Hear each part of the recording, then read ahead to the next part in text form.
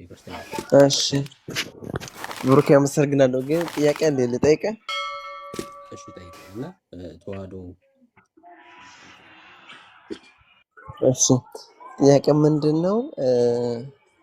ሰዎች እኛ ሰዎች በማመናቸው ብቻ የዘላለም ሕይወት ያገኛሉ ወይም ደግሞ እናገኛለን? በማመናችን ብቻ የዘላለም ሕይወት እናገኛለን? ምን ጥያቄ ያለው ታዲያ? እምነት ብቻ ነው የዘላለም ሕይወት። ከዛ ውጭ የዘላለም ሕይወት ሊኖር አይችልም። መጽሐፍ ቅዱሳችን የሚናገረው በክርስቶስ ኢየሱስ በተሰራው ስራ ብቻ ነው የዘላለም ሕይወት የሚገኘው ብሎ ይናገራል። እንደውም ስራ የሚል ነገር ከጨመርክ ከክርስቶስ ትወድቃለህ፣ ተለይተህ ነው የምትወድቀው፣ ከጸጋው ትወድቃለህ። እሺ የሚያድነው እምነት ግን ብቻ ብሩክ ነው። የጠየኩት ጥያቄ ገብቶሃል አይደለ? እንግዲህ መልሴ ትክክል ካልሆነ ጥያቄ አልተረዳሁትም ማለት ነው። መልሴ ማለት እርግጠኛ ሆነ እኔ የጠየኩት ጥያቄ ሰዎች በማመናቸው ብቻ ነው አልኩት። እኔ በማመናቸው ብቻ የዘላለም ሕይወት ያገኛሉ ወይ ነው አልኩት። እንደዛ ነው። እኔ እኮ እሱን እኮ የመለስኩት የሰው ልጅ የዘላለም ሕይወት የሚያገኘው በማመን ብቻ ነው። እኔም እሱን ነው የመለስኩት። እሺ እሺ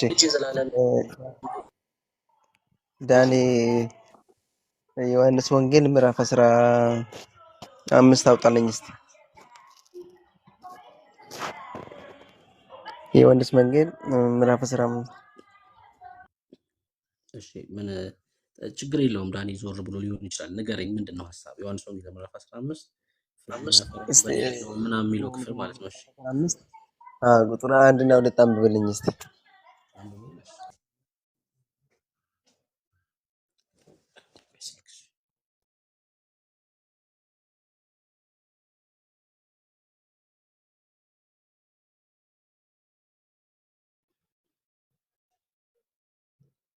እሺ ቆይ እየከፈትኩ ነው።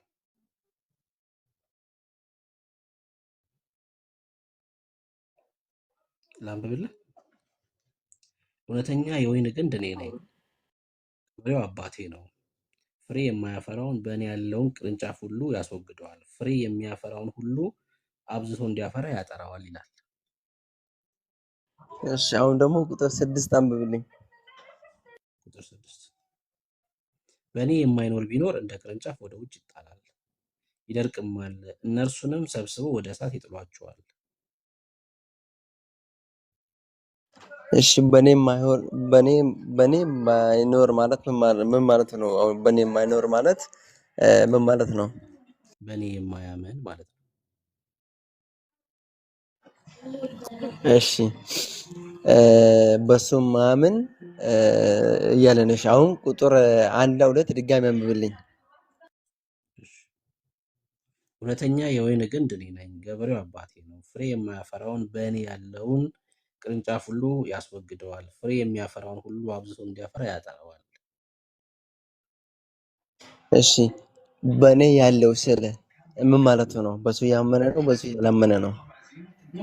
በእኔ ያለው አይደለም፣ በእኔ ያለው ማለት ምን ማለት ነው? ስማኛ ልመልስልህ ነው።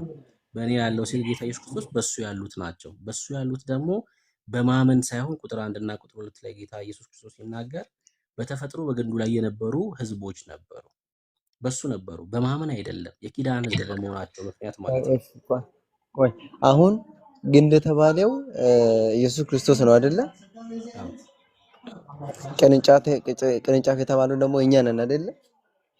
የትኛው ክፍል ላይ ነው ያለው? እኛን ስትል ቁጥር 2 ላይ ነው። ለምሳሌ አሁን እስቲ ቁጥር 1 እና 2 ምን ይላል? እውነተኛ የወይን ግንድ እኔ ነኝ፣ ገበሬው አባቴ ነው። ፍሬ የማያፈራውን በእኔ ያለውን ቅርንጫፍ ሁሉ ያስወግደዋል፣ ፍሬ የሚያፈራውን ሁሉ እንዲያፈራ ያጠራዋል ይላል። እሺ የወይን ግንድ ኢየሱስ ነው አይደለ? ቅርንጫፍ የተባለው ቅርንጫፍ በእኔ ያለው ቅርንጫፍ ስል ቅርንጫፍ እነማን ናቸው? የኪዳኑ ሕዝብ እስራኤላውያን ማመን አይጠብቅባቸውም። የኪዳን ሕዝብ በመሆናቸው ምክንያት በተፈጥሮ በግንዱ ላይ ናቸው ያሉት። አሁን እኮ ዮሐንስ ወንጌልን እስራኤላውያን ብቻ ወይስ እኛንም ጨምሮ ነው? እስራኤላውያን ብቻ። እነሱ በተፈጥሮ በግንዱ ላይ የሆኑ ሕዝቦች ስለሆኑ ማለት ነው። እንዴ እኛ ግንዱ ላይ አይደለንም እንዴ? እኛ ግንዱ ላይ አይደለንም። አይደለን። አንተ እኔ አሁን ግንዱ ላይ አይደለንም አሁንማ ነን። እኛ በእምነት ላይ ነን። ሄደናል። አሁን አዎ። ስለዚህ አሁን በዚህ ሰዓት እነሱ ግን በእምነት አይደለም በግንዱ ላይ የነበሩት አልኩህ። አልሰማኝም ማለት ነው። ማራናታ እኔ እውነተኛ ግንድ ነኝ ብሎ ከዛ በኋላ ቅርንጫፍ የተባሉ በዛ ዘመን የነበሩ ሰዎች ብቻ ነው ወይስ እኛም ጨምሮ ነው ቅርንጫፍ የተባለው? እሺ ቅርንጫፍ ይኸውልህ፣ የተባለው እ ቅርንጫፍ ጌታ ባስተማረበት በዚህ በዮሐንስ ወንጌል 15 ላይ ቤተክርስቲያን አልነበረችም። የኪዳኑ ሕዝብ ግን ነበሩ፣ እስራኤላውያን ማለት ነው። እነሱ በተፈጥሮ በግንዱ ላይ ነበሩ። ምንድናቸው መሰለ? እነሱ የበኩር ልጆች ናቸው። ለዛ እኮ ዳግም ካልተወለዳችሁ የዘላለም ሕይወት አታገኙ የሚላቸው ማለት ነው። ለምን? ኦልሬዲ የበኩር ልጆች ናቸው። እኛ የበረሃ ወይራዎች ነን። አህዛብ አይደለን፣ ኢትዮጵያውያን አይደለን፣ እዚህ የአፍሪካ ቀንድ ላይ አይደለ ያለ ነው። ብቻ እኛም ብቻ ማለት አይደለም። ከእስራኤል ውጭ ህዝብ ውጭ ያለ በሙሉ የበረሃ ወይራ ተብሎ ነው በመጽሐፍ ቅዱስ የሚታወቀው። ምን አላቸው ጌታ ኢየሱስ ክርስቶስ መሰለ? እኔ ላይ በመሆናችሁ ብቻ ይላቸዋል። እኔ ላይ በመሆናችሁ ብቻ ካላመናችሁብኝ፣ ኢየሱስ እርሱ ክርስቶስ ነው ብላችሁ ካልተቀበላችሁኝ ህይወት የላችሁም እና ትቆርጣላችሁ እያላቸው ነው ያለው። ከዛ ይኸውልህ ቁጥር 3 ላይ ምን ይላል መሰለ? እናንተ ስለነገርኳችሁ ቃል አሁን ንጹሐን ናችሁ ይላችኋል እኮ አየህ። ከሰሙት ቃል የተነሳ ምን ተባሉ? አሁን ንጹሐን ናችሁ ተባሉ። ቁጥር 3 ላይ አሁን እንደዚህ እያላችሁ ያለው ማንን ነው? ሐዋርያቱን ነው። ለምን? ጌታ የተናገረውን። አዎ ቸርች አልነበረችም። አትደግጡ በጌታ ስም። ኧረ በኢየሱስ አሁን ይሄ እኮ በጣም ኤሌመንተሪ ነገር እኮ ነው። አሁን ዮሐንስ 15 ላይ ቸርች አልነበረችም ስል ይደነግጣል። ይሄን ካልተረዳችሁ እንዴት ነው ታዲያ መጽሐፍ ቅዱስ የምታነቡት? እንዴት ነው በምን መልኩ ነው ታዲያ መጽሐፍ ቅዱስ መረዳት የምችሉት? አዎ ቸርች አልነበረችም እንዴ? ከክርስቶስ ኢየሱስ ሞትና ትንሣኤ በፊት ቸርች ነበረች እንዴ? አልነበረች። ቸርች የተተከለችው የሐዋርያት ሥራ 2 ላይ ነው። አልነበረችም። እሺ መጽሐፍ ቅዱስን እውነት በፍቅር ውደቱ። የእግዚአብሔርን ቃል በፍቅር ካልወደድከው በስተቀር ሃይማኖተኛ ነው የምትሆነው። መረዳት ራሱ አስቸጋሪ ነው የሚሆነው። መረዳት ራሱ ትቸገራላችሁ። እና መጽሐፍ ቅዱስ ከፍቼ ማስረጃ እያለ ነበር ቡዜ። ላሳይክ መጽሐፍ ቅዱስ ከፍቼ ማራራት እየተናገርኩ ያለሁት ነገር የኔ እንዳልሆነ ከእግዚአብሔር ቃል ከፍቼ ላሳይክ አይደለም። አይ ትንሽ ግራ ያጋብተኛል ብሩክ። እንደ መሰለህ አሁን በኔ ያለው ቅርንጫፍ ስለ እስራኤላውያን ብቻ ነው ስትለኝ ግራ ያጋብተኛል። ታውቃለህ እዚህ ጋር እኮ እስቲ ከፍቼ ድጋሚ ላሳይክ። አንብብልኝ እስቲ ብሩክ። እስቲ ከይቅርታ ጋር ወንድሜ ድጋሚ አንብብልኝ ቁጥር 1 እና 2 እስቲ። እሺ እውነተኛ የወይን ግንድ እኔ ነኝ፣ ገበሬው አባቴ ነው። ፍሬ የማያፈራውን በእኔ ያለውን ቅርንጫፍ ሁሉ ያስወግደዋል። ፍሬ እሺ የሚያፈራውን በኔ ያለው ቆይ እሺ በኔ ያለው ቅርንጫፍ ስል በኔ ያለው ቅርንጫፍ ስል የእስራኤል ብቻ እየተናገረ ነው ወይስ ደግሞ የሱ በሱ ማምኑ እንዳለ ህዝብ እየተናገረ ነው? አይ አሁን እዚህ በማቴዎስ ወንጌል መጽሐፍ ምዕራፍ 15 መሰረት እሱ ላይ ስላሉት በወይን ግንድ ላይ ስለነበሩት የኪዳን ህዝቦች ስለ እስራኤላውያን ብቻ እየተናገረ ነው። ቁጥር 1 እና ቁጥር እሺ ቆይ አሁን በኔ ያለው እያለ ክርስቶስ በኔ ያለው እያለ እኛ በሱ ሆነን አይ ይሄ ለእስራኤል ብቻ ነው የተነገረው ምን? አሁን ይሄ እንዴት ነው የምንረዳው? በምን ነው የምታስረዳን? ይሄ ለእስራኤል ብቻ እንደተነገረ በምን ነው የምንረዳው እኮ? ለሱ እኮ ነው መጽሐፍ ቅዱሳዊ ጥቅስ ልስጥህ ወይ ያልኩህ እኮ ለሱ ነው። ማስረጃ ልስጥህ ወይ ያልኩህ ለሱ ነው። እሺ እናንብብ አብረን። እሺ አንድ ነገር በምሳሌ ላሳይህ በደንብ እንድትረዳው ስለምፈልግ። ክፍለ ሀገር አካባቢ ነው ያለኸው? ክፍለ ውጭ ነኝ እኔ። እሺ ምናልባት ታውቅ ከሆነ ዛፍ ተተክሎ እንደተተከለ ዛፉ ቅርንጫፍ ይኖረዋል አይደል? እዛው ዛፉ ላይ። አዎ እሺ የሆነ ቅርንጫፍ ደግሞ ገንጥለህ ይዘህ መተህ ዛፉን እንደዚህ ፈቅፍቀክ ማለት ነው ልጠኸው ቆዳውን ላዩ ላይ ብታስረው እና ቢጸድቅ ይሄ መጥቶ የተገጠመው ከጅማሬው ጀምሮ አብሮት ነበር ማለት ይቻላል? አይቻልም። ከሆነ ቦታ ነው ገንጥለህ መተህ ያሰርከው አይደል? አዎ እሺ በቃ አሁን የተናገርኩት ነገር ምን ማለት እንደሆነ በመጽሐፍ ቅዱስ ላሳይህ።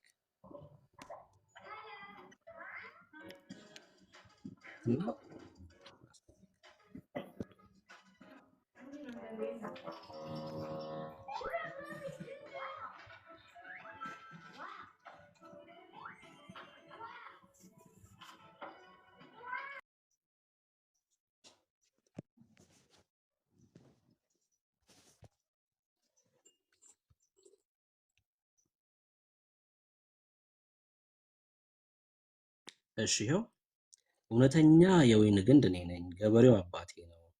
ፍሬ የማያፈራውን በእኔ ያለውን ቅርንጫፍ ሁሉ ያስወግደዋል፣ ፍሬ የሚያፈራውን ሁሉ አብዝቶ እንዲያፈራ ያጠራዋል ይላል። እሺ ሰው እዚህ ክፍል ላይ የኪዳኑ ህዝብን ነው የሚመለከተው፣ እስራኤላውያንን ነው የሚመለከተው አልኩት።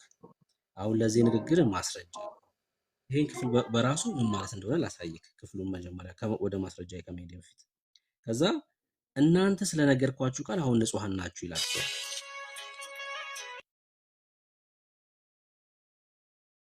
እሺ ሶሪ ስልክ ተደውሎ ነው። እናንተ ስለነገርኳችሁ ቃል ንጹሐን ናችሁ፣ ከዛ በእኔ ኑሩ እኔም በእናንተ ይላል። እንዴ እዚህ ጋር በእኔ ያለውን እያለ እየተናገረ በእኔ ኑሩ እንዴት ይላል ጌታ ኢየሱስ ክርስቶስ? ኦልሬዲ በእኔ ነው ያላችሁት እያለ ነው። በእኔ ኑሩ ማለት በእኔ መኑ እያለ ነው። እሺ ካላመንክስ እንዴት ትገረዛለህ ወዳጄ? ምንም በግንዱ ላይ ብትሆን ቅርንጫፍ በወይኑ ግንድ ባይኖር ከራሱ ፍሬ ሊያፈራ አይቻለውም። ቅርንጫፍ በኢየሱስ ላይ ካልሆነ ሊያፈራ አይችልም። እሺ እንዲሁ እናንተ ደግሞ በእኔ ባትኖሩ አትችሉም እያላቸው ነው። ኦልሬዲ እኮ በሱ ናቸው ያሉት። ታዲያ በእኔ ኑሩ እንዴት ይላቸዋል? እኔ የወይን ግንድ ነኝ፣ እናንተ ቅርንጫፍ ናችሁ። ያለ እኔ ምንም ልታደርጉ አትችሉምና በእኔ የሚኖር እኔም በእርሱ እርሱም ብዙ ፍሬ ያፈራል። በኢየሱስ የሚኖር ሰው ደግሞ ያፈራል። በእኔ የማይኖር ቢኖር ቁጥር 6 ላይ ቅድም ያስነበብከኝ እንደ ቅርንጫፍ ወደ ውጭ ይጣላል፣ ይደርቅማል፣ እነርሱም ሰብስበው ወደ እሳት ይጥሏቸዋል። ሰው በክርስቶስ ኢየሱስ ካላመነ በስተቀር ይደርቃል፣ ከዛስ ወደ እሳት ይጣላል። አሁን ቁጥር 1 እና ቁጥር 2 ላይ ለተናገርከው ማስረጃ እሺው ከመጽሐፍ ቅዱስ ማስረጃ አንድምታው ላይ ይቀርታና አንድምታው ላይ ያሳየው። አይ እኔ አንድምታውማ የኦርቶዶክስ የምትረዳበት ነው። አንድምታ ማለት እኔ ለተናገርኩት መጽሐፍ ቅዱሳዊ ማስረጃ ነው እንጂ የኦርቶዶክስን አንድምታ አይደለም ማሳየው። ኦርቶዶክስን አንድምታ ማባምን ለምን ከኦርቶዶክስ ወጣ ነበር? እሱን ዝም ብለህ አንተ እንደምታምነው ሌላ ማጣጣል ውስጥ አትግባ። እኔ ለተናገርኩት የኦርቶዶክስ አንድምታ ማስረጃውንም እኔ ለተናገርኩት ከመጽሐፍ ቅዱስ ነው ማስረጃ መሰጠት እንጂ ከኦርቶዶክስ አንድምታ አይደለም መሰጠት። እሺ ላሳይ። ምን አልከኝ? እሺ ማራናታ እንቀጥል። ይኸው ሮሜ መጽሐፍ ምዕራፍ 11 እችን ቃል አንብቤያት ልሂድ በዛው። በጸጋ ከሆነ ከስራ መሆኑ ቀርቷል ይላል። ክብር ለኢየሱስ ይሁን። በጸጋ ከሆነ ከስራ መሆኑ ቀርቷል፣ ጸጋ ያለበለዚያ ጸጋ መሆኑ ቀርቷል ይላል። ክብር ለኢየሱስ ይሁን አትልም ወዳጄ? እጅን አታነሳም ወደ ላይ። በጸጋ ከሆነ ከስራ መሆኑ ቀርቷል። በምን ከሆነ? በጸጋ ከሆነ። ጸጋ ያለበለዚያ ጸጋ መሆኑ ይቀራል። በስራ የሚሆን ከሆነ ጸጋ ሊሆን አይችልም፣ ስጦታ ሊሆን አይችልም፣ የላብ ዋጋ ነው የሚሆነው። ቃሉ እንደዚህ እኮ ነው የሚለው። በጣም ነው የሚገርመው። በኢየሱስ ከቁጥር 17 ጀምሮ ነው ማነብልህ። ነገር ግን ከቅርንጫፎች አንዳንዱ ቢሰበሩ አንዳንዱ ቢሰበሩ አንተም የበረሃ ወይራ የሆንክ በመካከላቸው ገብተህ በማን ይላል? በመካከላቸው በቅርንጫፎች መካከል ገብተህ ከእነርሱ ጋር የወይራ ዘይት ከሚያወጣው ስር ተካፋይ ከሆንክ በቅርንጫፎች ላይ አትመካ። አሁን እዚህ ላይ ከቅርንጫፎች አንዳንዶች ቢሰበሩ አንተ የበረሃ ወይራ የሆንክ የሚል ቃል አለ። ማን ነው የበረሃ ወይራ? ብትመካባቸው ግን ስሩ አንተን ይሸከማል እንጂ ስሩን የምትሸከም አንተ አይደለም።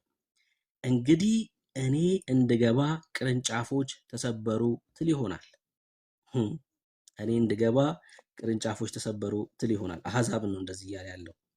እነርሱ ካለማመን የተነሳ ተሰበሩ፣ አንተም ከእምነት የተነሳ ቆመሃል። ፍራ እንጂ የትዕቢትን ነገር አታስብ።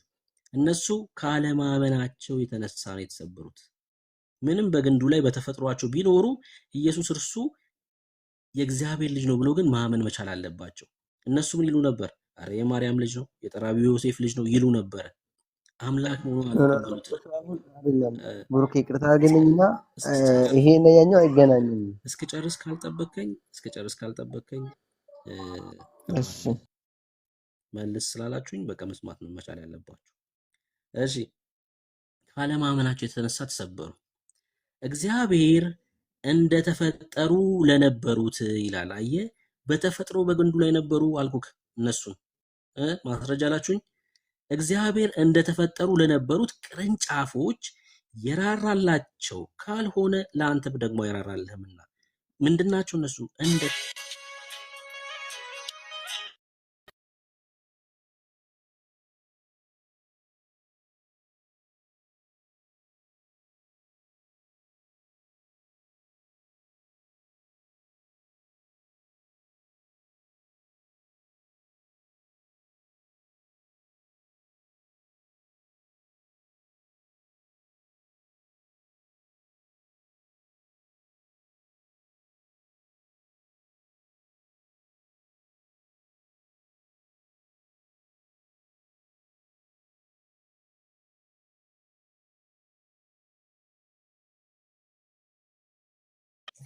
ሶሪ እሺ፣ በስልክ ችግር መያዝ የለም ለዛ ነው። ችግር የለም። ሶሪ በጣም እሺ።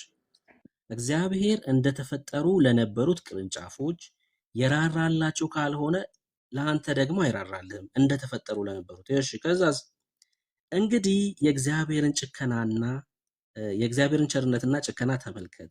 ጭከናው በወደቁት ላይ ነው፣ በቸርነቱ በጸጋው ግን ጸንተ ብትኖር የእግዚአብሔር ቸርነት በአንተ ላይ ነው።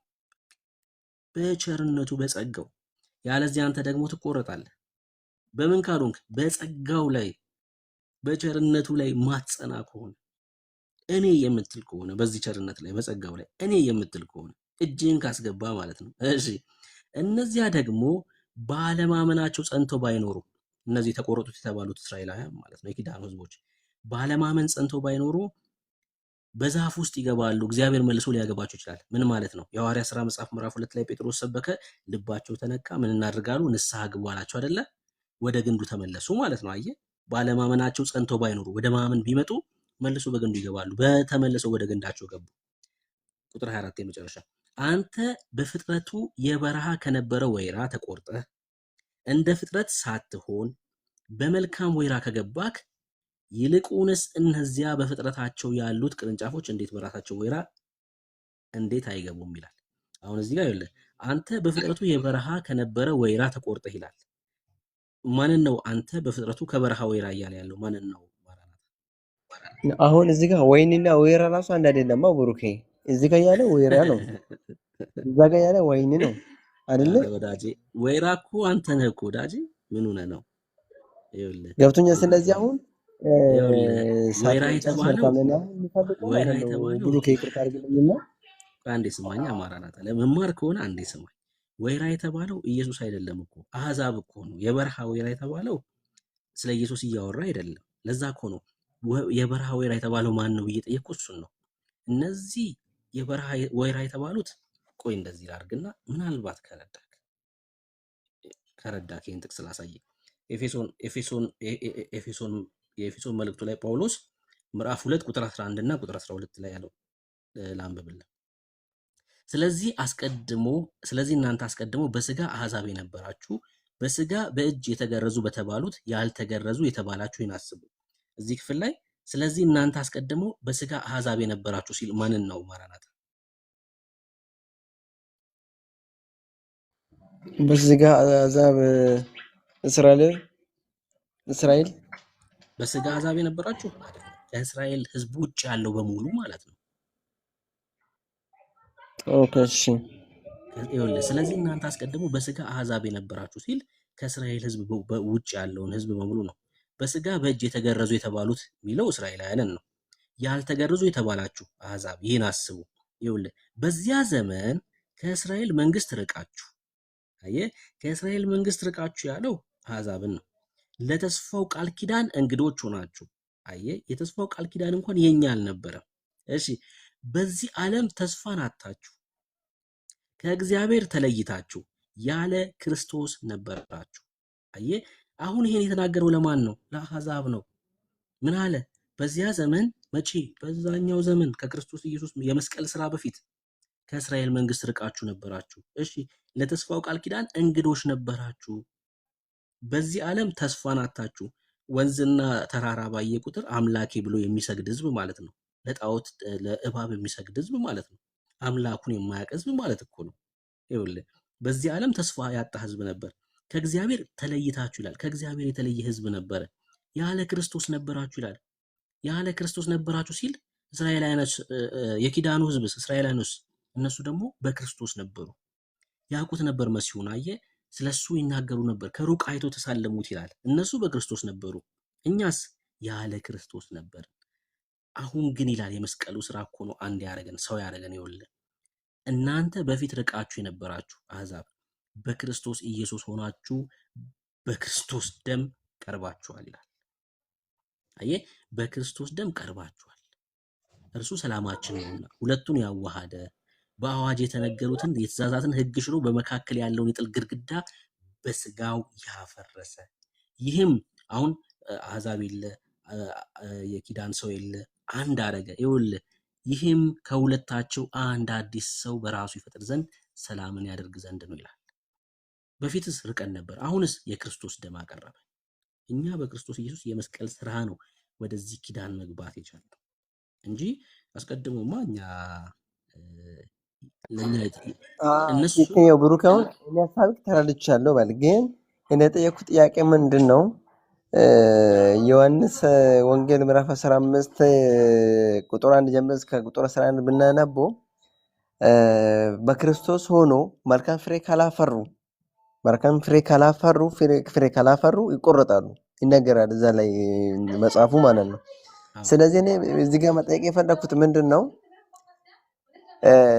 ሰዎች በማመናቸው ብቻ የዘላለም ሕይወት ያገኛሉ ስለ አው ብለኛል። ይሄ ክፍል ደግሞ በኔ ሆናችሁ በኔ አምናችሁ መልካም ፍሬ ከሌላችሁ ትቆረጣላችሁ ብሏል ክርስቶስ። ትቆረጣላችሁ ብሏል። ስለዚህ ማመናቸው ብቻ ከመቆረጥ አዳናቸው ወይ ነው ጥያቄ ነው። እሱን እኮ ነው እስካሁን ድረስ እየመለስኩልህ ያለሁት። እነዛ በክርስቶስ ላይ በተፈጥሮ የነበሩ ሰዎች ናቸው። የተቆረጡት እኮ ፍሬ የሚለው እዛ ክፍል ላይ እምነትን ነው። ኢየሱስ እርሱ የእግዚአብሔር ልጅ ነው ብለው ባለማመናቸው ነው የተቆረጡት። ቅርንጫፍ የሆኑት እኮ በኔ ያላቸው አለ። በሱ መኖር ማለት በሱ ማመን አይደለም። እነሱ በማመን አይደለም በተፈጥሮ በግንዱ ላይ ነበሩ እያልኩ እኮ ነው። ማራናታ ምን ማለት መሰለህ? ይሄን ላንብብና ግንዱ ላይ ነበሩ። እሺ በተፈጥሮ ግንዱ ላይ ነበሩ። እሺ እነኚህ ግንዱ ላይ ነበሩ። ግንዱ ላይ ነበሩ ማለት ያመኑ ናቸው ወይስ ያላመኑ ናቸው? በማመን አይደለም። የኪዳን ሕዝብ ናቸው እኮ አልኩ። እነሱ የኪዳን ሕዝብ ናቸው፣ በማመን አይደለም። እግዚአብሔር አብርሃምን ጠራው አይደል? ከዛስ ባረከው ይስሐቅ፣ ከዛ ያዕቆብ፣ እስራኤል ብሎ ጠራው። በቃ አለቀ እኮ። ምን እያልኩ ነው ያለሁት? በተፈጥሮ እስራኤላዊ በሙሉ የኪዳን ሕዝብ ስለሆነ በተፈጥሮ በግንዱ ላይ ናቸው። ነገር ግን በተፈጥሮ በግንዱ ላይ መሆናቸው ብቻ የዘላለም ሕይወት አያሰጣቸውም። ለምን? ኢየሱስ ተወለደ ከድንግል ማርያም አይደለ? የት? ቆይ እሺ፣ አሁን ይሄ ጥቅስ ብሩክ፣ አሁን ይሄ ጥቅስ እኛ አይመለከትንም ማለት ነው።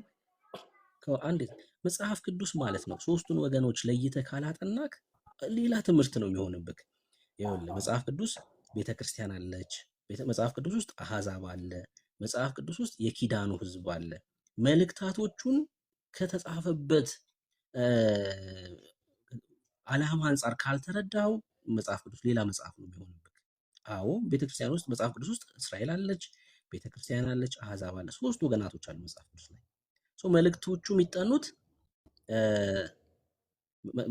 የሚጠኑት እንደ ተደራሲያኑ ነው ማለት ነው። አንድ እዛው ክፍል ላይ ተመልሼ ላሳይክ።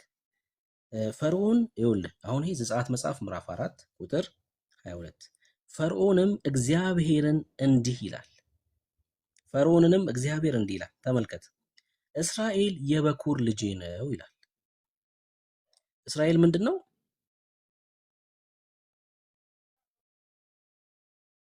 ማራናታ መለስልኝ። የበኩር ልጄ ነው፣ ይገዛልኝ ዘንድ ልቀቅ አልኩ፣ አንተም ትለቀው ዘንድ እምቢ አልክ። እነሆ እኔ የበኩር ልጅህን እገላለሁ ትለዋለህ። አየህ በግብፅ ነበሩ አይደል እስራኤላውያን። ልቀቅ አለው ፈርዖንን። አልለቅም ሲል እግዚአብሔር ደግሞ የአንተንም የበኩር ልጆችን እገላለሁ አለ። ለምን? እስራኤል የእግዚአብሔር የበኩር ልጅ ስለሆነ ማለት ነው። ያ ማለት በተፈጥሮ እነዚህ የኪዳን ሕዝቦች ስለሆኑ በግንዱ ላይ የነበሩ ሰዎች ናቸው። ነገር ግን ዮሐንስ ወንጌል መጽሐፍ ምዕራፍ 1 ቁጥር 11 ላይ እንደዚህ የሚል ቃል አለ። ዮሐንስ ወንጌልን ስታጠና ማለት ነው በእውነት ሙሉ ክፍሉን አንብበው። ግቡ ምን መሰለህ? ዮሐንስ ወንጌል የክርስቶስ ኢየሱስ አምላክነትን እየነገረን ነገር ግን የገዛ ወገኖቹ የሆኑት አለመቀበላቸውን ነው የሚያሳየን። ይሄ ነው እኮ ዮሐንስ ወንጌል ትረካ። ሲዘጋም በዚሁ ነው የዘጋው ዮሐንስ። ይኸውልህ አምላክነቱን ይነግረናል፣ የዳዊት ልጅ መሆኑን ይነግረናል፣ እርሱ ከዘላለም የነበረ እንደሆነ ይነግረናል። ከዛስ የራሱ ወገኖች አለመቀበላቸውንም በዛው ይነግረንና መልእክቱን ሲዘጋውም ይህንኑ ነው አሳይቶ የሚዘጋው። ላሳይክ፣ የእርሱ ወደ ሆነ መጣ ይላል። የእርሱ ወደ ሆነው መጣ። ማን ነው የእርሱ ወደ ሆነ የመጣው? ማራናታ ኢየሱስ። ናይስ። የገዛ ወገኖቹ አልተቀበሉትም ይላል። ወደ ማን ነው የመጣው? የእርሱ ወደ ሆነው ወደ እስራኤላውያን በስጋ እዚህ እስራኤላዊ ነው። መጣ እንትና ብሩኬ። እኔ የምፈልገው እዚህ አይደለም፣ ፖይንቴ እዚህ ቦታ አይደለም። እኔ ዮሐንስ ወንጌል ምዕራፍ 15 ቁጥር 1 ጀምረ ብታነብልኝ ጥቅሱ ምንድነው የምለው? ፍሬ ማፈራት አለበት። በእኔ ሆናችሁ ፍሬ ካላፈራችሁ ይላል። በእኔ ሆናችሁ በእኔ አምናችሁ በእኔ አምኖ ፍሬ ያላፈራ ይቆረጣል ይላል አይደለ? ምንም ጥያቄ ይሄ የለውም። እሱንማ ለእስራኤል ብቻ ነው የተነገረው ወይስ ደግሞ ኦፍ ኮርስ ለእኛም ተነግሯል ነው? አይደለም፣ ለእስራኤል ነው። እሱን እኮ ነው እያሳየው ያለት በማስረጃ። እሺ ለእስራኤል ከሆነ አንተ ወደ እስራኤል ከሆነ እሺ፣ ከዚህ በፊት ይሄ ጥቅስ ለእስራኤል ብሎ የፈቱት አባቶች እስቲ አንድ አምጣልኝ ብሩኬ። እንደዛ ላይ ማለት አባቶች እናቶች ለምን ትለኛለህ? ከእግዚአብሔር ቃል እያሳየው እንዴ፣ የእግዚአብሔር ቃል ራሱ እያለ እያሳየው፣ ከእግዚአብሔር ቃል ከፍቼ እያሳየው። እኔ የሆነ ሰውዬ ያለውን እኮ ግዴታ የሆነ ሰውዬ ማለት የለበትም እኮ የእግዚአብሔርን ቃል እውነት ነው ለማለት። እንዴት ነው እያሰባችሁ ያላችሁት? በእርግጥ ኦርቶዶክሳዊ እንደሆን ካውቃለሁ። ኦርቶዶክሳዊ ማለት ልክ እንደ እንትን ነው። ይቅርታ ለዚህ ንግግሬ። የጋሪ ፈረስ ታውቃላችሁ? የጋሪ ፈረስ ማለት አንዴ ሶሪ፣ እኔ ሳውራ እንዳታቋርጥ። የጋሪ ፈረስ ማለት ወደዚህም ወደዚህም እንዳይል አይኑ ላይ የሆነ ነገር ይደረግበታል። ኦርቶዶክሳዊ ማለት ጽፎ የሰጧቸውን ብቻ ግዴታ የመቀበል እንትን አለባቸው። ለምሳሌ አንድ ኦርቶዶክሳዊ ስትሞግቱት፣ ማንንም ሰው ሊሆን ይችላል፣ እዚህ ቲክቶክ ላይ ማንንም ኦርቶዶክሳዊ ብትሞግቱ ሰውየውን አይደለም የምትሞግቱት፣ ቤተክርስቲያኒቷን ነው የምትሞግቱት። ሰውየው የማንበብ አቅሙ እንደ ሰውየው ይለያይ እንጂ የምትሞግቱት ግን ቤተክርስቲያኒቷን ነው። ለምን? የተጻፈ ዶክመንት አለ። ዮሐንስ 15 እንደዚህ ብለህ ተናገር ተብሎ ተጽፎ ተሰጥቷቸዋል። ዮሐንስ 16 እንደዚህ ብለህ ተናገር ተብሎ ተሰጥቷቸዋል። የምትሞግቱት ታዲያ ሰውየውን አይደለም፣ ቤተክርስቲያኒቷን ነው የምትሞግቱት። እንዴ እኛ እኮ ክርስቲያኖች ነን፣ የእግዚአብሔር መንፈስ የተቀበልን ሰዎች ነን እኮ። መጽሐፍ ቅዱስ ሲጻፍልን፣ ሐዋርያቶቹ መልእክታትን ሲጽፉ ከዚህ በኋላ የሚነሱ ሰዎች እንዴት ተረዱት የሚለውን ካልተቀበላችሁ ወይ የእነሱን መረዳት ካላመናችሁ መጽሐፍ ቅዱስ ትክክል አይደለም ተብሎ እኮ አልተጻፈልንም። እንዴ እኔ እግዚአብሔር ያስተምረኛል፣ እንዴ እግዚአብሔር ያስተምረኛል በስርዓት። እንዴ እግዚአብሔርን መንፈስ በጣም ነው ማከብረው፣ በጣም ነው ማምነው ማለት ነው። መጽሐፍ ቅዱስ ራሱ እየነገረን እያስተማረን አይደለም። አንተ ነው አሁን እኮ ያው የእስራኤል ነው ብሎ የተናገረበት ቦታ የለም። ግን አንተ ለእስራኤል ብለህ ስለፈታህ እኮ ነው እንደዛ አልኩት። አሳየው። እሺ ከዚሁ ክፍል ላይ ላሳየህ፣ የአንተን ትምህርት ስህተት እንደሆነ ላሳየህ። ከዚሁ ክፍል ላይ ከዚሁ ክፍል ሳልወጣ ላሳየህ። እስቲ ሰንብበው። እሺ የቱ ጋር ተሳየኝ? እሺ እዚሁ ክፍል ሳልወጣ ላሳየህ። ቁጥር 5 ላይ እኔ የወይን ግንድ ነኝ ይላል፣ እናንተም ቅርንጫፍ ናችሁ ይላል። ያለ እኔ ምንም ልታደርጉ አትችሉምና ይላል አይደል? አይደለ? ልክ ነው። ልክ ነው። በእኔ የሚኖር እኔም በእርሱ እርሱም ብዙ ፍሬ ያፈራል ይላል። በክርስቶስ ኢየሱስ የሚኖር ፍሬ ያፈራል። አሁን እዚህ ጋር እንትና ብሩኬ እዚህ ጋር እኔ እየጠየቅኩ ስለሆነ ያለሁት አንተ መመለስ ነው ያለብህ። በእኔ የሚኖር እኔም በእርሱ እርሱም ብዙ ፍሬ ያፈራል ይላል። በክርስቶስ ኢየሱስ የሚኖር ፍሬ ያፈራል ወይስ አያፈራም? ለዛውም ብዙ ፍሬ ያፈራል ወይስ አያፈራም? በሱ ሆኖ ፍሬ ማፈራ አለ፣ ፍሬ ያላፈራ ማፈራ አለ። ፍሬ ያላፈራ አለ፣ ፍሬ ማፈራ አለ። ሁለት ቅርንጫፎች ሁለት ናቸው። ይኸውልህ ስማኝ፣ ቆይ። በእኔ የሚኖር እኔም በእርሱ እርሱም ብዙ ፍሬ ያፈራል ይላል። ክርስቶስ ኢየሱስ በእኔ የሚኖር ሰው ብዙ ፍሬ ያፈራል እያለ ነው ወይስ አይደለም? ነው። መልካም። ያ ማለት ፍሬ ማፍራት ካልቻልክ በእርሱ ስላልሆንክ ነው ማለት ነው። አይልማ እንደዛ ወደ ታች ስታነቡ በኔ ሆናችሁና በኔ ሆኖ ፍሬ ያላፈራ ይላል። በእኔ ሆኖ ፍሬ ያላፈራ ይቆረጣል ነው የሚለው። እነዚህማ እኮ አልኩህ እኮ እሱን እኮ ነው። አየህ መጽሐፍ ቅዱስ አንድ ክፍል ላይ ሁለት የተለያየ ሀሳብ ሊያወራ አይችልም። እዚህ ጋር ይኸውልህ እናንተ ስለነገርኳችሁ ቃል አሁን ንጹሐን ናችሁ ይላቸዋል። እነማን ናቸው እነዚህ ስለተነገራቸው ቃል ንጹሐን የሆኑት? በሱ ያሉት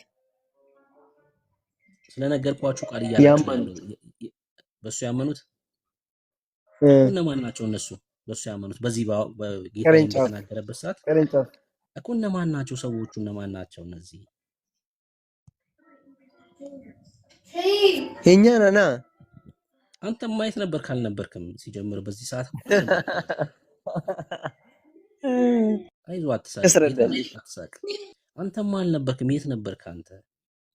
እኛ ነን ስትል ኢትዮጵያዊ ጌታ በሚያስተምርበት ሰዓት የት ነው? ጌታ እንኳን ለኢትዮጵያዊ ሊሰብክ አይደለም እንዴ? ኧረ ተው፣ ኧረ ተው፣ ኧረ ተው። የሻው ቀጥል የኛ ትጣሽ ያኛው አንብባት ትጣሽ እዛ አንብበው። እንደዚህ ይላል። ኢየሱስም ከዚያ ወጥቶ ወደ ጢሮስና ወደ ሲዶና አገር ሄደ። እነሆም ከነናዊት ሴት ከዚያ አገር ወጥታ ጌታ ሆይ የዳዊት ልጅ ማረኝ፣ ልጄን ጋኔን ክፉኛ ይዞታል ብላ ጮኸች። እቺ ሴት ከነናዊት ሴት ናት አይደል? እስራኤላዊ አይደለችም አይደል? ማራናት። መልካም እሺ። እርሱ ግን አንዳች አልመለሰላትም፣ ጌታ ማለት ነው። ደቀ መዛሙርቱም ቀርበው በኋላችን ትጮኻለችና አሰናብታት እያሉ ለመኑት። እርሱም መልሶ ከእስራኤል ቤት ለጠፉት በጎች በቀር አልተላኩም አለ። እንዴ ምን አለ ጌታ ኢየሱስ ክርስቶስ? ምን አለ ጌታ? እርሱም መልሶ ከእስራኤል ቤት ለጠፉት በጎች በቀር አልተላኩም አለ። እርሷ ግን መታ ጌታ ሆይ እርዳኝ እያለች ሰገደችለት። እርሱ መልሶ የልጆችን እንጀራ ይዞ ለቡችሎች መጣል ይገባል አለ። ቡችላ ብሎ ነው የጠራ። ካየህ አሕዛብ እኮ ነው። በቃ ይሄ መጽሐፍ ቅዱስ መረዳት ካልቻልክ ይኸውልህ የልጆችን እንጀራ ይዞ ለቡችሎች መጣል አይገባም ማለት። ይሄ ማለት እየለመነችው ነው እኮ ያለችው። ከነናዊት ሴት ናት። እቺ ሴት ግን አሕዛብ ናት። በቃ አሕዛብ ናት። እኔ ያልተላኩም እያለ ይናገራል ጌታ። ለምንድን ነው? ጌታ ኢየሱስ ክርስቶስ በዚህ ምድር ላይ ሲኖር ከሴት የተወለደ ከሕግም በታች የተወለደ ስለነበረ ነው። ሕግን ሊሽር አይደለም እኮ ጌታ የመጣው። ሕጉ ምንም የእርሱ ቢሆን ለራሱ ሕግ እንኳን ተገዝቷል ጌታ ማለት ነው። ከሕግ በታች ነበረ። ለዛ እኮ ነው የመስቀሉ ስራ አስፈላጊ የነበረው። በዚህ ሰዓት አንተ አልነበርክም። በዮሐንስ ወንጌል መጽሐፍ ምዕራፍ 15 ላይ አሕዛብ አልነበረም። ስለ አንተ የሚያወራ አይደለም። ስለነገርኳችሁ ቃል ንጹሐን ናችሁ የተባሉት ሐዋርያቶቹ ናቸው። የበጉ ቀጥልና አንብብ። ቁጥር 8-9 አንብብ። እናንተ ስለነገርኳችሁ ቃል አሁን ንጹሐን ናችሁ የተባሉት ሐዋርያቶቹ ናቸው። ለምን? እርሱ ኢየሱስ ምን ብለው ተከትለውታል? መሲሁ ነው ብለው ተከትለውታል። ጴጥሮስ ይሄን እኮ ነው የተናገረው። ስለኔ ምን ይመስላችኋል አይደል ብሎ የጠየቃቸው ጌታ ኢየሱስ ክርስቶስ። ከዛ ጴጥሮስ ምን አለ? ደቀ መዛሙርቱ እኮ ይሄን ተናግረው እኮ ነው እንትን ያለው። ኢየሱስም ወደ ፊልጶስ ቂሳርያ ሀገር በደረሰ ጊዜ ደቀ መዛሙርቱን ማቴዎስ ወንጌል 16 የሰው ልጅ ማን እንደሆነ ይሉታል ብሎ ጠየቀ። እነርሱም አንዳንዱ መጥምቁ ዮሐንስ፣ ሌሎቹ ኤልያስ፣ ሌሎቹም ኤርሚያስ ወይም ከነቢያት አንዱ ነው ይላሉ። እርሱም እናንተስ እኔን ማን እንደሆንኩ ትላላችሁ አላቸው። ስምዖን ጴጥሮስም መልሶ አንተ ክርስቶስ ሕያው የእግዚአብሔር ልጅ ነህ አለው። አለቀ። ከዛስ ኢየሱስም መልሶ የዮና ልጅ ስምዖን ሆይ በሰማያት ያለው አባቴ እንጂ ስጋና ደም ይህን አልገለጠልህምና ብፁዕ ነህ አለው። በሰማይ ያለው አባቴ እንጂ። እነዚህ በማቴዎስ ወንጌል መጽሐፍ ምዕራፍ 15 ላይ ያሉት ስለነገርኳችሁ ቃል ንጹሐን ናቸው የተባሉት ኢየሱስ እርሱ መሲሁ ነው ብለው ስለተቀበሉ ነው። ነገር ግን መቀበል ያልቻሉትስ ተቆረጡ። ምንም በግንዱ ላይ ቢሆኑ በግንዱ ላይ መሆናቸው ብቻ የዘላለም ሕይወት እንዲያገኙ አያደርጋቸውም። ለምን? ኢየሱስ እርሱ መሲሁ ነው ብሎ መቀበል ስላለባቸው። ለዛ ነው በእኔ ኑሩ፣ በእኔ ኑሩ፣ በእኔ ኑሩ እያለ ከዚህ በኋላ ጌታ ሲናገር የምንመለከተው። በእኔ ኑሩ። ቅርንጫፉ ከግንዱ ላይ በግንዱ ያሉት ባይኖር ማለት ነው። ራሱ ግንዱ ላይ ሆኖ ግንዱ ላይ ቅርንጫፍ ሆኖ በምን ምክንያት ነው የተቆረጡት? ፍሬ ስላላፈሩ አይደለም የሚቆረጡት? ፍሬ የተባለው አለማመናቸውን እኮ አልኩ። ለዛ እኮ ነው ቅድም ማቴዎስ ሮሜ መጽሐፍ ምዕራፍ 11ን ከፍቼ በምን ምክንያት ተሰበሩ አለን ጳውሎስ።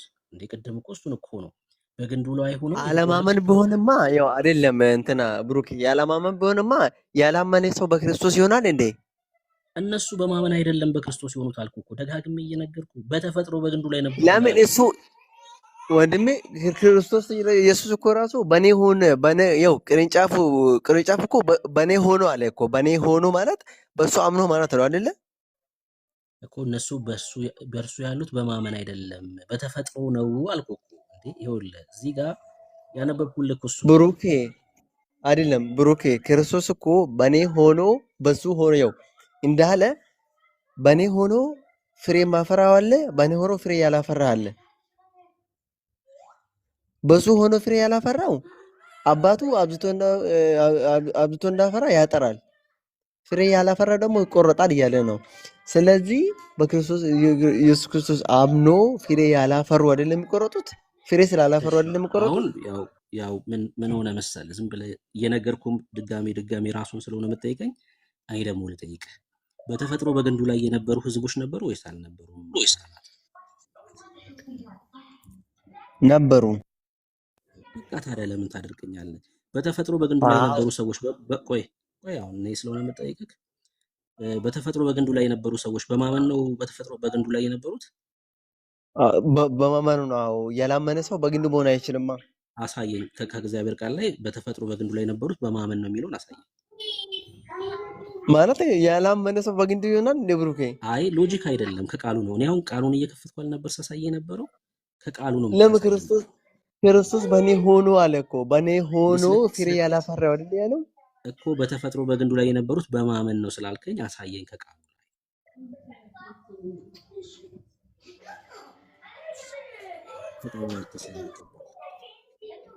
ነው ብሩኬ፣ እኔ አልገባኝም። ጥያቄ እኮ አልገባኝ። እኔ እኮ ምን እንደማለት እንደፈለኩ ገብቶሃል አይደል ብሩኬ? እኔ ማለት የፈለኩት ምንድን ነው፣ በግንዱ ላይ የነበሩ ሰዎች አሉ አልከኝ አይደል? በተፈጥሮ በግንዱ ላይ የነበሩ ሰዎች አሉ። በተፈጥሮ ስትለኝ እንዴት ነው አባባሉ? አልገባኝም ብሩኬ፣ ይቅርታ። እሺ ይኸውልህ፣ አንተ በፍጥረቱ ኦሮምኛ ትችላለህ? አዎ እችላለሁ። እሺ ኦሮምኛ ላድርግልሽ። ምናልባት ኦሮምኛ መሆን ይችላል አይደል? እሺ ቁጥር 24 ነው። እሺ እና ኦሮምኛ እስኪ አንብብ ቁጥር 24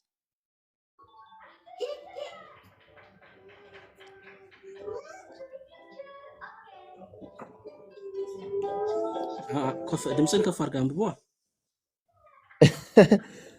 እሺ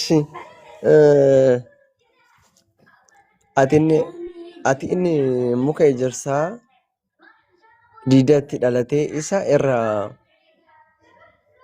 ሙረምቴ ሙከ ኤጀርሳ ቀ ኢሳ አካ ኡመምቴቲ ኡመማት ስቲ ገርገር ባል ምን ማለት ነው? ኡመማቲ ማለት ምን ማለት ነው? ተፈጥሮ ማለት ነው። በቃ ታዲያ ይሄን እኮ ነው እያልኩ ያሉት በተደጋጋሚ እነሱ። እሺ ጨርሰው አንዴ፣ ሶሪ ጥቅሱን ጨርሰው አንዴ፣ ጥቅሱን ጨርሰው ጥቅሱን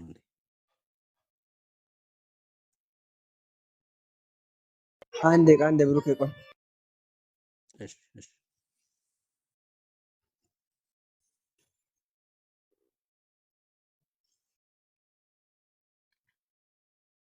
እሺ ሰላም በለን ፓስተር፣ እሱ እስኪመለስ። ዳጊ ያለ ድምፁን አልሰማሁትም ዛሬ። ሰላም ብያለሁ። ሰላም ዳጊ፣ ዳኒ፣ ሁላችሁም ሰላም ለእናንተ ይሁን። ቀጥል ብሩኬ። እሺ ፓስተር ስላየሁ ደስ ብሎኛል። ተባረክ። ኢዮብ ዶክተር ሰላም በሉ። እሺ ብሩክ ተመልሻለሁ። ትንሽ ልጆቹ ጋር ስላለ በጣም ፓስተርዬ፣ ዳጊ ሰላም ናችሁ? ዳኒ እንዴት ናችሁ? ዶክተር ማራናታ እንዴት ናችሁ? እንኳን ደህና መጣ ኢዮብ። እግዚአብሔር ይመስገን። ደህና ቆያችሁ? እሺ ጠፋ እሺ ይኸው ገርባቴ ከነፈይፈቴ ኤርጋታቴ ንስጠጋደገ hammam caalatti warri isatti dabalatan warri isatti dhalatan kun deemanii muka isaatti akka fayyifaman isatti haa fayyifaman ree. ይህንን በአማርኛ አንብቡ እስቲ። እኔ ኦሮምኛ ብዙም አይገባኝም። ኧረ አትቀልድ። ኧረ ሙድ አትያዝ። ኧረ ተው ተው። እናንተ እስቲ በደንብ ነው የሚገባው። ማለት ቃላቶች ብዙ አይገቡኝም። እስቲ በአማርኛ አሁን ቁጥር 24ቱን ጨርስና አንብብ እስቲ። በአማርኛ ስለ በአማርኛ አልገባኝም አልከኝ፣ በኦሮምኛ አልከኝ፣ በኦሮምኛ ደግሞ አልገባኝም ትለኛለህ። እሺ አንዴ አንብበው።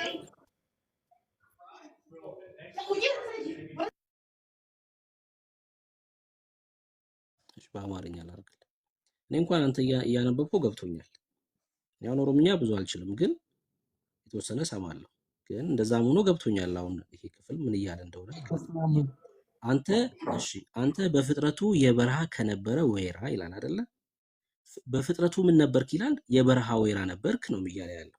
ተቆርጠህ ከምን ከበረሃ ወይራ እንደ ፍጥረት ሳትሆን ይላል። እንደምን ሳትሆን ነው እያለን ያለው? እንደ ፍጥረት አይደለህም።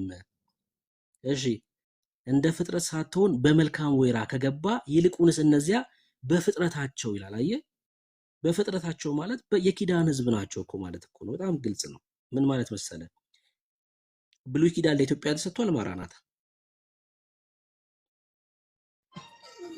እንጂ እሱ አላውቅም። ብሩክ እንደዚህ መመለስ እኮ እሱን እኮ ነው እያወራ ያለው መጽሐፉ። ለምሳሌ እግዚአብሔር ብሉይ ኪዳንን ኪዳን ሲያደርግ ከእስራኤል ሕዝብ ጋር ነው አይደለ?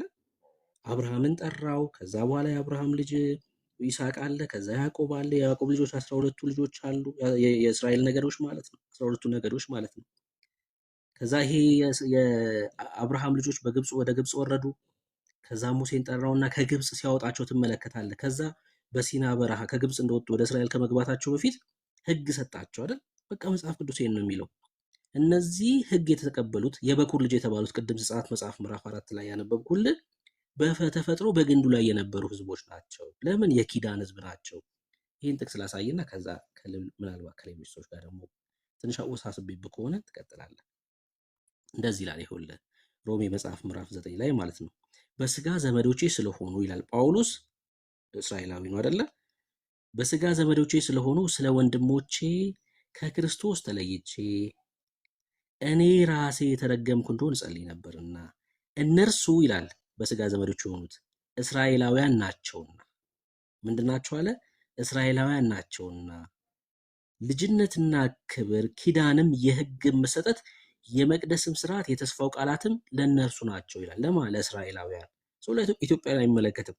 የመቅደስ ስርዓት፣ ታቦት፣ ኪዳን፣ ሕግ መሰጠት ምናምን ኢትዮጵያን ብቻ ሳይሆን ሌላው የተቀረውን የዓለም ሕዝብ ሁሉ አይመለከትም ከእስራኤል ውጭ። ለምን?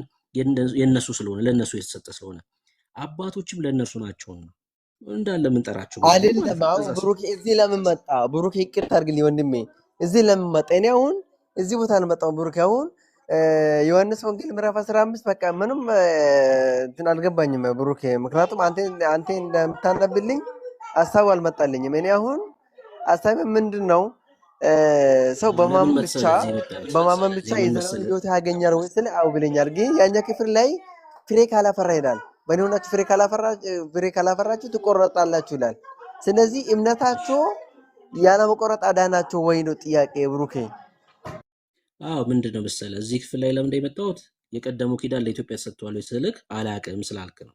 አሁን ወይ ከኔ ጋር ካልሆንክ ሌላ ሀሳብ ላይ ከሆንክ ምናምን አላቅም፣ ተረጋግተህ ምናምን በትክክል መስማት ስችል ነው መወያየት ያለብህ። ለጠየቅኩ ጥያቄ መልስ ስለሌለህ እያሳየሁህ ነው ያለሁት። ዮሐንስ 15 ላይም እየተናገረ ያለው አልኩ። በጣም እኮ ግልጽ እኮ ነው። በተፈጥሮ በግንዱ ላይ የሆኑ ሰዎች ኢየሱስ እርሱ ክርስቶስ ነው ብለው ባለማመናቸው ተሰበሩ፣ በቃ ተቆረጡ። እሱ ነው እየተናገረ ያለው መጽሐፉ። እንደዛ ነው። እኔ እኮ የተለያየ ጥቅስ ላይ እየሄድኩ ማሳየቅ ራሱ እሱ ነው። ዮሐንስ ራሱ ከምዕራፍ 15 በኋላ መጽሐፉን ሲዘጋው በምዕራፍ 20 ላይ እኮ በቃ ይሄን ብሎ እኮ ነው የዘጋው። እንዴ ይሄን ብሎ ነው የዘጋው። ዋናው የዚህ መጽሐፍ ተቆረጡ አይልም እኮ ያው ይቆረጣል ይላል እንጂ እኮ ተቆረጡ አይልም እኮ ብሩኬ። እሺ እሺ፣ አንዴ ልጨርስ። በቃ ተቆረጡ አይልም፣ ይቆረጣሉ አይልም። ማለት አንዴ ተቆረጡ ሳይሆን ይቆረጣሉ ይላል እኮ። አዎ ይደርቁማል በተፈጥሮ ይቆረጣሉ ይላል እንጂ ተቆረጠ ያው ይደርቃሉ ያለፈ አይልም አይወራም እኮ ብሩኬ። አይልም፣ ይደርቃሉ አይልም። ማራናታ ወዳጄ ምን ሆነ ነው? ይደርቃሉ አይልም። ይደርቃሉ ወደ እሳት ይጣላሉ የተባሉት በእኔ የማይኖር ቢኖር ነው የሚለው። እንዴ በጣም እኮ ልዩነት አረ አለው። እኔ በኔ ማኖር ማለት በሱ መኖር ማለት በሱ ማመን ማለት አይደለ? በሱ አምኖ ፍሬ ያላፈራ ማለት አይደለ? ፍሬ ማፍራት የተባለው በምዕራፍ 16 ላይ እምነት ነው። እምነት ነው ፍሬ ራሱ የተባለው እዛ ክፍል ላይ እምነት ነው እያልኩ ነው ያለሁት። በእኔ ይኸውልህ በክርስቶስ ኢየሱስ ማመን በሱ መሆን ፍሬ ብዙ ፍሬ እንደምታፈራ እየተናገረ ነው ያለው ክፍሉ እኮ በሱ ቆይ ለነሱ። ቆይ ኧረ ቆይ እባክህ እንደዚህማ እባክህ ከሆነ ፍሬ ቆይ እንትና ብሩኬ እያቆረጥከኝ ነው፣ በጣም እያቆራረጥከኝ ስለሆነ አንዴ አንዴ ወይስ እሺ ወይ ልጠይቅህ ትመልስልኛለህ? የእኔ መልስ ትክክል ካልሆነ ጠይቀኝ በለኝ፣ ከዛ መልስልኝ። መልስ የማትቀበል ከሆነ ትክክል ካልሆነ ልጠይቅህ ከፈለኩ። ጠይቀኝ። እሺ ጠይቀኝ። እሺ በቃ እንደዛ ነው የሚሻለው፣ እንደዛ ነው የሚሻለው። እውነተኛ የወይን ግንድ እኔ ነኝ፣ ገበሬው አባቴ ነው። ፍሬ የማያፈራውን በእኔ ያለውን ቅርንጫፍ ሁሉ ያስወግደዋል፣ ፍሬ የሚያፈራውን ሁሉ አብዝቶ እንዲያፈራ ያጠረዋል። እሺ እዚህ ክፍል ላይ ፍሬ የማያፈራው የተባሉት በሱ ያሉት እነማን ናቸው?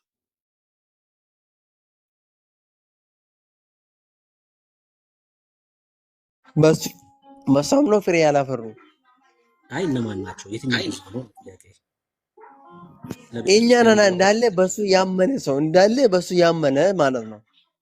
እሱ ስለ ቤተክርስቲያን እያወራ ነው አይደል? አዎ ስለኛም ለሁላችንም እያወራን ነው። ክርስቶስ አሳየኝ የሱ አካል አሳየኝ የሆነን እንዳለ እያወራን ነው።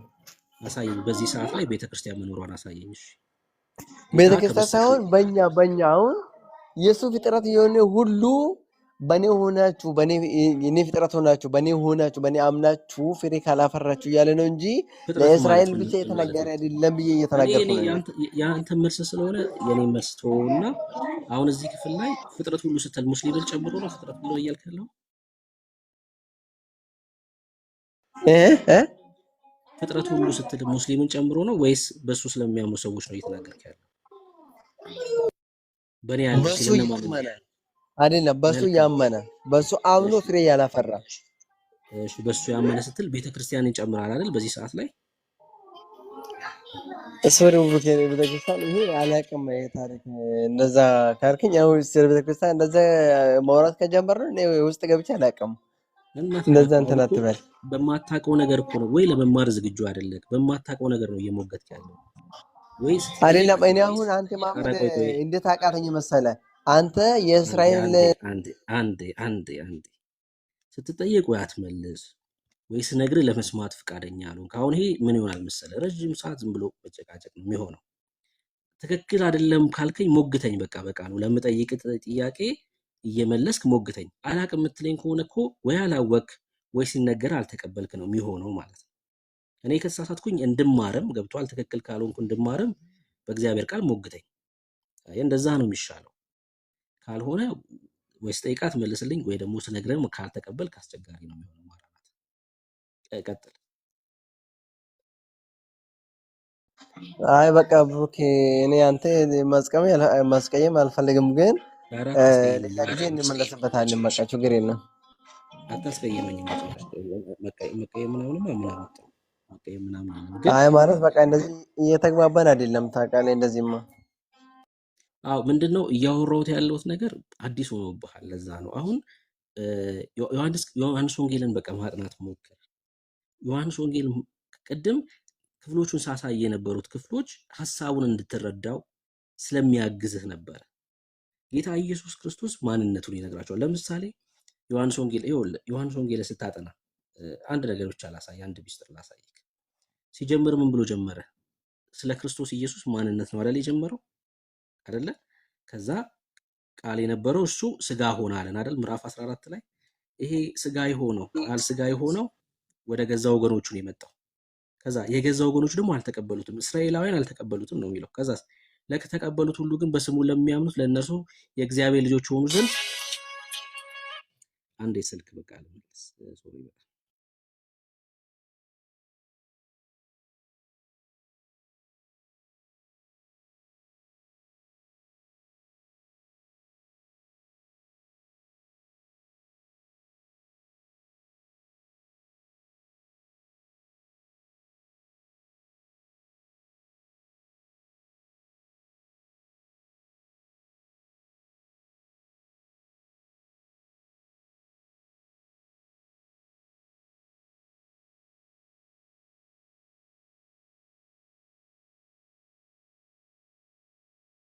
ፓስተር እስከዛ እሺ ኦራውን ኦኬ መጣህ? እሺ እሺ ብሩክ እሺ።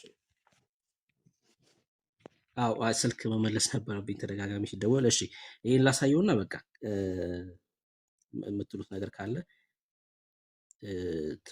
ትሉታላችሁ።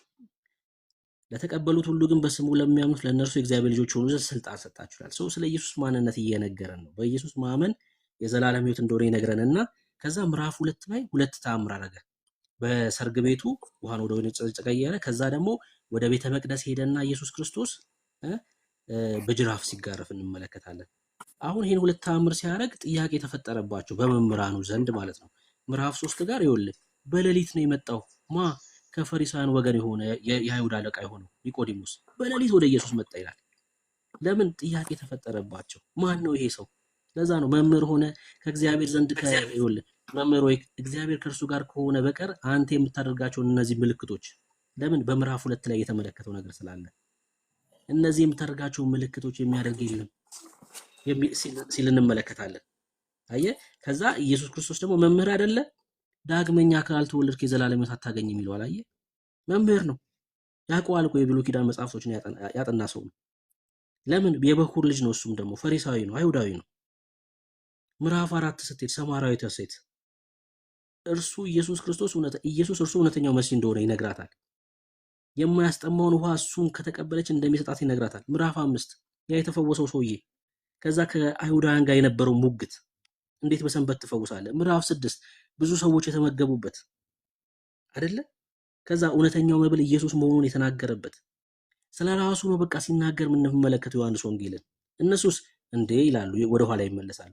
ምዕራፍ 7 የዳስ በዓል፣ ምዕራፍ 8 ያቺ አመንዝራ የነበረችዋን ሴት ከፈወሰ በኋላ የነበረው ምስክርነት፣ ምዕራፍ 9 አይኑ የተፈወሰው ሰው፣ ምዕራፍ 10 እውነተኛ የበጎች እረኛ ኢየሱስ እንደሆነ የተናገረበት መጽሐፉ ይሄን ነው የሚነግረን። ከዛ ምዕራፍ 20 ላይ ሄደና ዮሐንስ ምን አለ መሰለ ሲዘጋው፣ እኔ የመጨረሻ ይሄ ነው። ምዕራፍ 20 ጋር ሄደና እንደዚህ አለ፣ ይኸውልህ ይሄ ነው በቃ የዚህ ዮሐንስ ወንጌል ዋናው መልእክት ይሄ ነው አለን። ኢየሱስ በዚህ መጽሐፍ ያልተጻፈ ሌላ ብዙ ምልክት በደቀ መዛሙርቱ ፊት አደረገ። ምን አደረገ ኢየሱስ? በደቀ መዛሙርቱ ፊት ምን ምልክት አድርጓል? ነገር ግን ኢየሱስ እርሱ ክርስቶስ የእግዚአብሔር ልጅ እንደሆነ ታምኑ ዘንድ። በቃ የዚህ መጽሐፍ ዋናው ዓላማ ይሄ ነው። አምናችሁ በስሙ ሕይወት የሆነላችሁ ዘንድ ይሄ ተጽፏል። የተጻፈው ይሄ መጽሐፍ ኢየሱስ እርሱ ክርስቶስ እንደሆነ ወይ ደግሞ ኢየሱስ እርሱ የእግዚአብሔር ልጅ እንደሆነ አምነ በስሙ በኢየሱስ ስም ሕይወት የሆነልህ ዘንድ ይሄ ተጽፏል። እነሱስ ባለማመናቸው አሁን እስራኤላውያኖች ብትጠይቃቸው ኢየሱስ ማን ነው ብትላቸው አንድ የሰፈራቸው ሰው እንደሆነ ነው የሚናገሩት። አልተቀበሉትም። በዛ ምክንያት ተቆረጡ ይላልና ተባረክ ማራናታ። እነ ፓስተር ደግሞ ሚሉህን ስማቸው። እሺ ተባረክ። ብሩኬ ስለ ቆይታ በጣም አመሰግናለሁ። ያው ቲትና ተመችቶኛል። ያው ሌላ ጊዜ እንመለስበታለን። እግዚአብሔር ባርክ። ሁላችሁም አመሰግናለሁ ጊዜ ስለወሰድኩ። ዳኒ በጣም አመሰግናለሁ። እሺ ብሩኬ ቴንኪው። እሺ አመሰግናለሁ። ተባረክ። ምናልባት ግን ፓስተር ሚል ነገር ካለ ብትሰማው ደስ ይለኛል። ሳትወጣ ሰላም ወንድም አለም እንዴት ነህ? ደህና እግዚአብሔር ይመስገን። አሜን አሜን።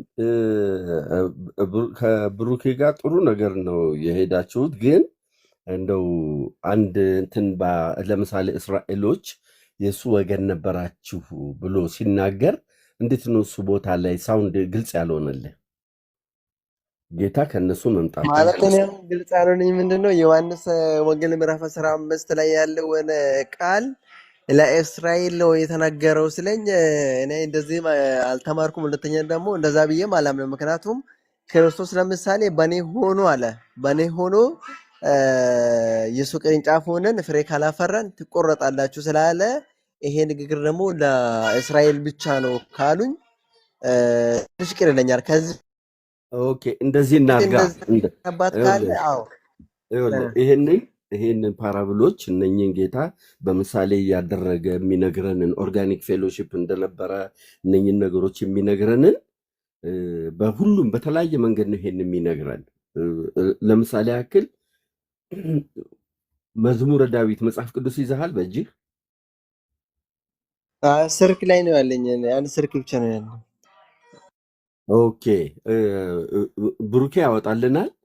ምዕራፍ 80 ላይ ያለውን ብሩክዬ አንዴ እንትኑ ላይ እንዲያነበው ላውጣልህ? ከቻልክ ቪዲዮ ላይ አውጣው ኢዮባ ዳዊት መዝሙረ ዳዊት 80 ቁጥር 8 እስኪ አውጣውና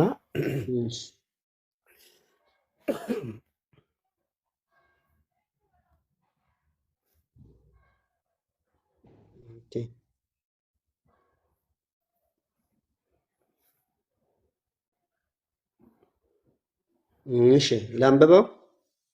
አዎ ከግብፅ የወይን ግንድ አመጣህ፣ አሕዛብን አባረር፣ እርሷንም ተከል ይላል። ሉክ አሁን እስራኤልን እግዚአብሔር ከግብፅ ምድር ያወጣቸው ህዝብን ያስወጣው አይደለም እንዴ ወንድሜ? ኦኬ። ስለዚህ እነሱን አመጣና ህዝብን አመጣህና እዚህ ያስቀመጥክ አይደለም ብሎ የተናገረው ወይን አመጣህና ተከልክ ነው ያለው።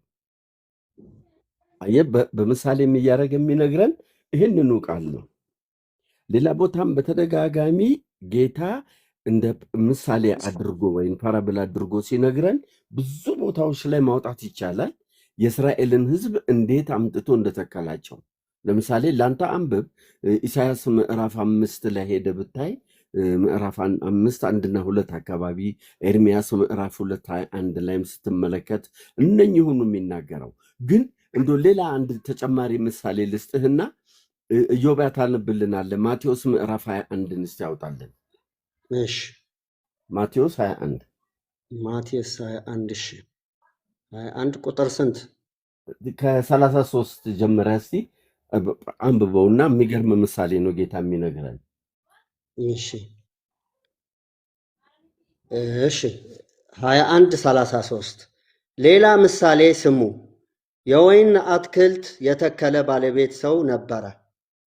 ቅጥርም ቀጠረለት፣ መጥመቂያም ማሰለት፣ ግንብንም ሰራና ለገበሬዎች አከራይቶ ወደ ሌላ አገር ሄደ። የሚያፈራበትም ጊዜ ሲቀርብ ፍሬውን ሊቀበሉ ባሮቹን ወደ ገበሬዎች ላከ። ገበሬዎቹም ባሮቹን ይዘው አንዱን ደበደቡት፣ አንዱም ገደሉት፣ ሌላውም ወገሩት። ደግሞ ከፊተኞች የሚበዙ ሌሎች ባሮቹን ላከ፣ እንዲሁም አደረጉባቸው። በኋላ ግን ልጄንስ ያፍሩበታል ብሎ ልጁን ላከባቸው። ገበሬዎቹ ግን ልጁን ባዩ ጊዜ እርስ በእርሳቸው ወራሹ ይህ ነው፣ ኑ እንግደለውና ርስቱን እናግኝ ተባባሉ። ይዘውም ከወይኑ አትክልት አወጡና ገደሉት። እንግዲህ የወይኑ አትክልት ጌታ በሚመጣ ጊዜ በእነዚህ ገበሬዎች ምን ያደርግባቸዋል? ልቀጥል? የሚቀጥለው 41 አንብበውና በቃ ምን ያደርግባቸዋል? እነርሱም ክፉዎችን በክፉ ያጠፋቸዋል፣ የወይንም አትክልት ፍሬውን በየጊዜው የሚያስረክቡ ለሌሎች ገበሬዎች ይሰጣቸዋል አሉት። ሉክ ወንድም አለም አየህ፣ አሁን በብሉይ ኪዳንም እንደተመለከት ነው ግብፅ ህዝብን አመጣህ አይደለም ያለው፣ ወይንን አመጣህና ተከልክ ነው ያለው። አሁን ደግሞ ለነኚህ ለፈሪሳውያን በዙሪያ ላሉት ፈሪሳውያን ማስጠንቀቂያም ጭምር እየሰጣቸው ነው። ለምሳሌ ከዛ ወጣ ብለህ ከቁጥር 30 ጀምሮ ትመለከተዋለህ አንተ በእያንዳንዱ ነገር ለምሳሌ ያህል ጋለሞቶች፣ በጨለማ ያሉት ሌሎች ሁሉ ይቀድማቸዋል በመንግስት ይላቸዋል። እነኝህ ፈሪሳውያንን ለምን ሰዎች ላኩባችሁ፣ ገደላችሁ፣ ጨረሳችሁ። በሌላ ቋንቋ ደግሞ በመሰዊያ ስር እስከገደላችሁት እስከ በራኪው ልጅ እስከ ዘካርያስ ደም ድረስ ከዚህ ትውልድ እፈልጋለሁ እያለ ነው የመጣው። አሁንም እዚህ ላይ ዮሐንስ ላይ ሲናገር ታይሞች እያበቁ ነው ያሉት፣ ዘመናት እያለቀ ነው፣ የዘመኑ መጨረሻ ላይ የመጣ ጌታ ነው። ይህንን ደግሞ በምን ምሳሌ ነገረን ሲል በእኔ ያለው አለ። ለምን? እርሱም በእነሱ ነው። ምዕራፍ 9 ስታነበው ለምሳሌ ያህል ሮሜ መጽሐፍ 9 ላይ በስጋ ዘመዶቼ ስለሆኑት ብሎ ሐዋርያው ጳውሎስ ይናገራል። ልጅነትም ኬት እንደሆነ ኪዳኑም ኬት እንደሆነ ተስፋውም እንዴት እንደተሰጠ ይህን ሁሉ ነው የሚናገረው። ስለዚህ ይሄ ፓራብል የት ጋር እያመጣ ነው? እዚህ ጋር ነው። ሰዎች ግን አሁን እስራኤሎችን በዛ ሰዓት በማመን ሰስቴን ሊያደርጉ ሊቀጥሉ፣ አሕዛብም በማመን ምክንያቱም የተገረዙትን ያልተገረዙንም በእምነት የሚያጸድቅ አንድ እግዚአብሔር ስለሆነ ሴንተሩ እሱ ነው። እምነት የሚለው ነገር ብዙ ወገኖቻችን ላይ በጣም ቀላል ነገር ነው። እምነት የምንለው ነገር ሰብስቴንሻል የሚያደርግልን እኛ የበረሃ ወይራ ወይንም ደግሞ ከውጭ የነበርን ያልታሰብን ነበርን አምጥቶ ከዋናው ተካፋዮች የሚያደርገን ነው። ይህንን ነው ወንድሜ እያስረዳ የነበረው። አንተም ደግሞ ዲግ አድርግ፣ ግባ፣ አንብብ፣ በተጻፈበት ኮንቴክስት ተርጉም፣ የጌታን ስም ደግሞ እየጠራህ አንብብ። እውነተኛ መምህር እሱ ስለሆነ አስተማሪያችሁ ከእናንተ የተሰወረ አይደለም ተብሎ ተጽፏል። እውነተኛ መምህር ስለሆነ ጌታ ደግሞ ለልብህ ይገልጽልሃል። እግዚአብሔር ይባርካችሁ። እዮባ ቀጥሉ። ዳግዬ ሰላም ብያለሁኝ። ዳኒም ሁላችሁንም ሰላም ለእናንተ ይሁን። እሺ ፓስተር አመሰግናለሁ። እሺ እግዚአብሔር ይባርካችሁ። አነባለሁ እኔም ችግር የለም። እሺ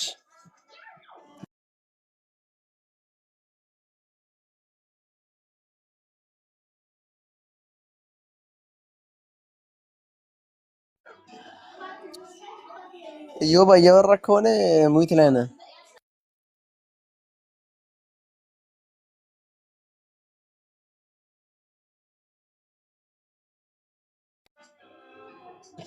ሰላሙን እግዚአብሔር ይባርካችሁ። መልካም ጊዜ ይሁንላችሁ። አሜን። ጌታ ይባርክህ። አንብብ። ሁልጊዜ የጌታ የኢየሱስ ክርስቶስን ስም ከመጥራት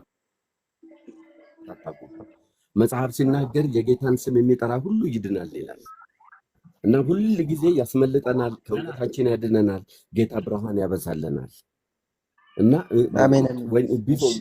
ከማንበብም ከየትኛውም ሁሉ በፊት ሁል ጊዜ ጌታን ደግሞ አንድ ነገር አስረግጬ እነግርሃለሁ። ሰዎች ሁል ጊዜ ችግራቸው ያለበትን ሃይማኖት ለማስጠበቅ ይታገላል። ምን ይላል? ኢየሱስ ክርስቶስ ለኦርቶዶክስ ወይም ካቶሊክ ወይም ፕሮቴስታንት ለሚባል አይደለም፣ ለእኔና ላንተን የሞተልን። እኛም እዚህ ጋር ስንናገር ሰዎች የሆነ ጴንጤ እንዲሆኑ እንዳይሆኑ አይደለም፣ ከክርስቶስ ጋር እንዲሆኑ ዘንድ ነው። በቃ አለቀ።